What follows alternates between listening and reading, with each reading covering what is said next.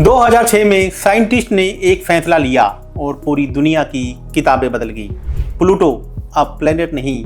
तो सवाल ये है कि अगर साइंस ने प्लूटो को हटा दिया तो क्या एस्ट्रोलॉजी गलत हो गई? क्या आपकी कुंडली अधूरी है? नमस्कार, मैं हूं आपका आचार्य लभूषण, गुलाबी नगरी जयपुर से आप सबको प्रणाम। आज मैं आपको बताऊंगा प्लूटो क्या है, आपकी कुंडली में कहां बैठा हुआ है और 12 घरों में क्या करता है। अंत तक रुकिए, क्योंकि आखिर में बताऊंगा जब प्लूटो जाग जाए तो करना क्या है। ग्रह वही है, बस इंसानों की डेफिनेशन बदल गई। प्लूटो को हम आमतौर पर नहीं समझते क्योंकि हमारे नवग्रहों में यह नहीं गिना जाता, पर वेस्टर्न एस्ट्रोलॉजी में इसका बहुत बड़ा रोल है। इसकी चाल बहुत धीमी है, मतलब कि इसको एक चक्कर पूरा करने में 248 साल लग जाते हैं। सोचिए एक राशि में कितने साल रहता होगा। इसलिए ये सिर्फ एक दो लोगों की नहीं, पूरी पीढ़ी को बदलता है। वेस्टर्न सिस्टम में प्लूटो वृश्चिक राशि का को-लॉर्ड है, मंगल उसका असली मालिक है। केतु और प्लूटो को-लॉर्ड हैं वृश्चिक राशि के। अब अपनी कुंडली निकालिए, किसी भी ऑनलाइन सॉफ्टवेयर में देखिए प्लूटो या तो PL लिखा होगा या फिर प्लू लिखा होगा। कुछ सॉफ्टवेयर में तो प्लूटो दिखता ही नहीं, तो दूसरा सॉफ्टवेयर देख लीजिए। जिस घर में PL दिखे कमेंट में लिखकर मुझे कमेंट में बताना। जैसे शनि का काम है देरी, डिले या फिर रुकावट देना, बहुत मेहनत करवाना। गुरु का काम है ज्ञान, तरक्की देना। राहु का काम है भ्रम देना, इल्यूजन देना। और केतु का काम है मोह से दूरी बनवाना। तो प्लूटो का क्या काम है? जन्म और मृत्यु और फिर से जन्म के साइकिल को मेंटेन करना, यानी कि उठना, गिरना और फिर से उठना। अंधेरा, छिपे हुए डर, किसी चीज के पीछे पागल हो जाना, अकेलापन महसूस करना, ये सब प्लूटो के हिस्से में आता है। देखिए ये ग्रह कहता है या तो खुद बदल जाओ, नहीं तो जिंदगी तुम्हें बदल देगी। प्लूटो आपको तोड़ता नहीं, आपका नकली चेहरा, नकली कॉन्फिडेंस, लोग क्या कहेंगे वाली भूख इनको खत्म करने आता है। इसका तरीका कभी कभी डरा देता है। रिश्ते टूटते हैं, घमंड टूटता है, पर वहीं से नई शुरुआत होती है। ये ही भगवान शिव की सोच है। नया बनाने के लिए पहले पुराने को तोड़ना पड़ता है। प्लूटो पहले अंधेरे में धकेलता है ताकि आप खुद को पहचान सके। चलिए अब देरी न करते हुए जल्दी जल्दी देखते हैं 12 घरों में प्लूटो क्या असर रहता है। पहला घर, यदि प्लूटो आपके पहले घर में हो तो आपको हमेशा अकेले रहना अच्छा लगता है। हमेशा यह सवाल मैं कौन हूँ ये आपका पीछा नहीं छोड़ता। आप बार बार खुद को बदलते रहते हैं और लोग अपने राज खुद आपको आपके पास आकर बता जाते हैं। यदि प्लूटो दूसरे घर में हो, यानी कि पैसों का घर, इसमें पैसा आता है पर अलग रास्तों से, कभी ऊपर कभी बहुत नीचे। दिक्कत एक ही होती है, अगर बैंक बैलेंस कम हो तो खुद की कीमत भी कम लगने लगती है। आपकी कीमत आपका बैंक बैलेंस नहीं, आप खुद हैं। यही आपको प्लूटो बताता है। तीसरा घर, यानी कि कम्युनिकेशन का घर, बोलने का घर।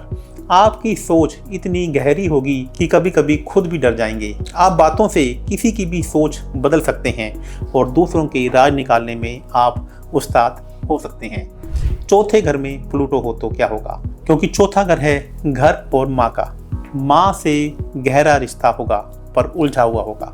आप अपनी भावनाएं दबाते चले जाते हैं और फिर एक दिन फट पड़ते हैं। याद रखिए, सुकून बाहर नहीं अंदर है। यही आपको प्लूटो बताता है। पांचवा घर, यानी कि प्यार और कला का घर। यहाँ पर प्लूटो हो तो अब आपको हर क्रश अपना सोलमेट लगता है।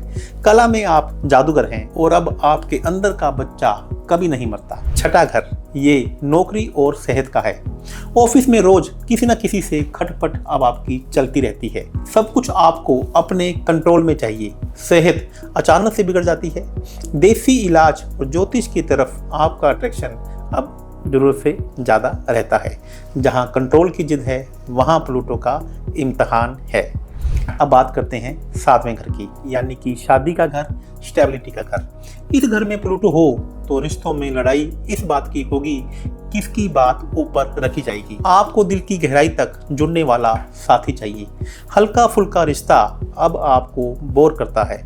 टूटना, जुड़ना और फिर से टूटना, बस यही चलता रहता है। अब बात करते हैं 8वें घर की, जहां प्लूटो अपने आप को कंफर्टेबल समझता है, क्योंकि प्लूटो का यह अपना घर है। तूफान बार बार आएंगे और हर बार पहले से मजबूत निकलेंगे। अचानक फायदा होता है, अचानक नुकसान होता है। लोग अपना दुख लेकर आपके पास आते हैं, क्योंकि आप एक पैदाइशी हीलर हैं। जो राख से उठना जानता है, उसे कोई नहीं गिरा सकता। है ना मजे की बात। अब बात करते हैं 9वां घर, धर्म और गुरु का घर। अब प्लूटो यहाँ पर हो तो आप भी भगवान से सवाल पूछते हैं। अंधी भक्ति आपसे नहीं होती।